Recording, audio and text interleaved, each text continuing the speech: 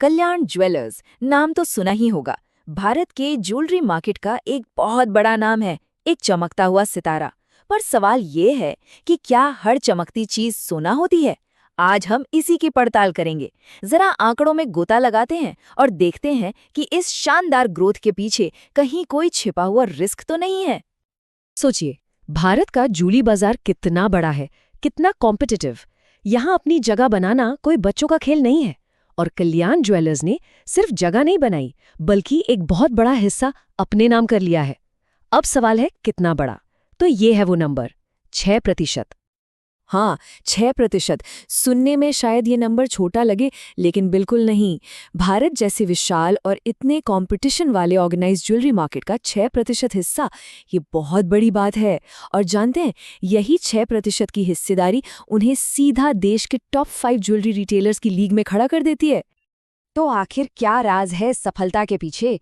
मतलब कल्याण ज्वेलर्स करता क्या है, इनका बिजनेस मॉडल क्या है? चलिए इसे थोड़ा आसान भाषा में समझते हैं। बहुत सिंपल है। कल्याण ज्वेलर्स, आप समझिए, डिजाइनिंग से लेकर मैन्युफैक्चरिंग और फिर सेलिंग तक सब कुछ खुद ही करते हैं। गोल्ड हो, डायमंड स्टडीड ज्वेलरी हो या कुछ और, ये हर तरह के गहने बनाते हैं। और इनकी एक सबसे खास बात है इनकी हाइपर लोकल स्ट्रैटेजी। इसका मतलब ये है कि ये हर इलाके के लोगों के टेस्ट और बजट के हिसाब से प्रोडक्ट्स बनाते और बेचते हैं। और यही वो चीज़ है जो इन्हें इंडिया के सबसे बड़े रिटेलर्स में से एक बनाती है। चलिए अब आते हैं मुद्दे की बात पर। कंपनी परफॉर्म कैसा कर रही है, मतलब नंबर्स क्या कहानी बता रहे हैं? जरा इन नंबर्स पर एक नजर डालिए। कंपनी का रेवेन्यू तो सच में रॉकेट बन गया है। देखिए, मार्च 2023 में ये लगभग 14,000 करोड़ था और अब टीटीएम यानी पिछले 12 महीनों में ये बढ़कर लगभग 27,000 करोड़ हो गया है। मतलब करीब करीब डबल। जबरदस्त उछाल है ये।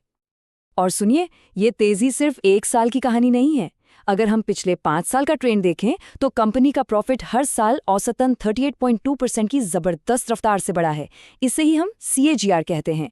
और ये नंबर ये बताता है कि कंपनी लगातार कंसिस्टेंटली अच्छा परफॉर्म कर रही है। तो अभी तक तो सब कुछ एकदम बढ़िया लग रहा है ना? रेवेन्यू बढ़ रहा है, प्रॉफिट बढ़ रहा है। लेकिन एक अच्छे एनालिसिस का मतलब होता है सिक्के के दोनों पहलुओं को देखना। तो क्या हर नंबर, हर फाइनेंशियल आंकड़ा इतनी ही गुलाबी तस्वीर दिखा रहा है? और यहीं पर कहानी में एक ट्विस्ट आता है। जरा कंपनी के नेट कैश फ्लो पर नजर डालिए। आप देख सकते हैं फाइनेंशियल ईयर 2023 में कंपनी के पास 193 करोड़ का कैश था, लेकिन 2024 में ये धड़ाम से गिरकर सिर्फ 34 करोड़ रह गया। ये एक बहुत बहुत बड़ी गिरावट है। और ये चिंता की बात इसलिए है क्योंकि कैश फ्लो को किसी भी कंपनी की हेल्थ का असली आईना माना जाता है। और यहाँ ये आईना कुछ और ही कहानी बता रहा है। तो सिचुएशन क्या है? एक तरफ रेवेन्यू बढ़ रहा है और दूसरी तरफ कैश फ्लो घट रहा है। ये तो बड़ी अजीब बात है। तो ऐसे में कंपनी की आगे की स्ट्रैटेजी क्या है?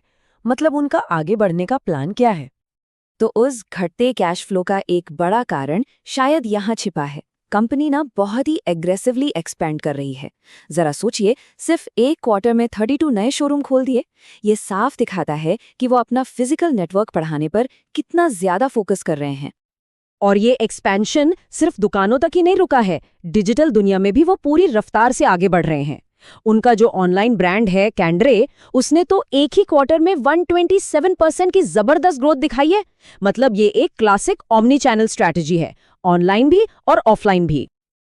तो इन सारे ऑनलाइन और ऑफलाइन एफर्ट्स का नतीजा क्या निकला?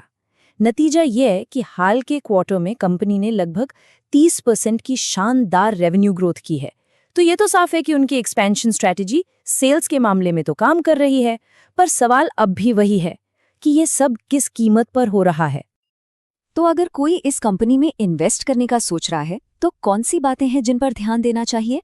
चलिए कुछ और जरूरी नंबर्स को देखते हैं जो एक इन्वेस्टर के लिए जानना जरूरी है। कंपनी का शेयर होल्डिंग पैटर्न काफी इंटरेस्टिंग है। देखिए, लगभग 63% हिस्सा तो प्रोमोटर्स के पास ही है, यानी कंपनी के मालिकों के पास। इसे आमतौर पे एक पॉजिटिव साइन माना जाता है। भाई मतलब उनका अपना पैसा, अपनी स्किन इन द गेम है। और तो और FIIs और DIIs यानी जो बड़े बड़े इंस्टीट्यूशनल इन्वेस्टर्स होते हैं, उनकी भी करीब 29% हिस्सेदारी है। ये कंपनी में उनके कॉन्फिडेंस को दिखाता है। लेकिन हाँ, एक छोटी सी बात है जिस पर ध्यान देना चाहिए। प्रोमोटर्स की होल्डिंग में हाल में एक बहुत मामूली सी कमी आई है, पर इसके दूसरी तरफ एक बड़ा पॉजिटिव भी है। कंपनी अपने इन्वेस्टर्स को लगातार ज्यादा डिविडेंड दे रही है। ये FY23 के 12% से बढ़कर FY25 में अनुमानित 22% तक पहुंच गया है। ये इन्वेस्टर्स के लिए अच्छी खबर है। अब जरा कुछ जरूरी रेशियोज पर भी बात कर लेते हैं। PE रेशियो है 64.4, जो कि काफी ज्यादा है। इसका सीधा मतलब ये है कि मार्केट को कंपनी से भविष्य में बहुत तगड़ी ग्रोथ की उम्मीद है। वहीं ROCE और ROE ये दोनों करीबन 15 से 16% के बीच हैं। ये रेशियो बताते हैं कि कंपनी अपने लगाए हुए कैपिटल पर कितना रिटर्न कमा पा रही है, और 15-16% को एक डिसेंट लेवल माना जा सकता है। तो चलिए इस पूरी बातचीत को समेटते हैं। क्या निकल कर आया? एक तरफ कल्याण ज्वेलर्स की रेवेन्यू और प्रॉफिट ग्रोथ बहुत मजबूत है। वो ऑनलाइन और ऑफलाइन दोनों जगह बहुत एग्रेसिवली एक्सपैंड कर रहे हैं। लेकिन दूसरी तरफ उनके कैश फ्लो में एक बड़ी गिरावट है, जो एक रेड फ्लैग हो सकता है। और हाँ, इन्वेस्टर्स के लिए अच्छी बात यह है कि डिविडेंड लगातार बढ़ रहा है। तो आखिर में सवाल बस यही बचता है, क्या कल्याण ज्वेलर्स अपनी इस एग्रेसिव एक्सपेंशन स्ट्रैटेजी और घटते कैश फ्लोज के बीच एक बैलेंस बना पाएगा?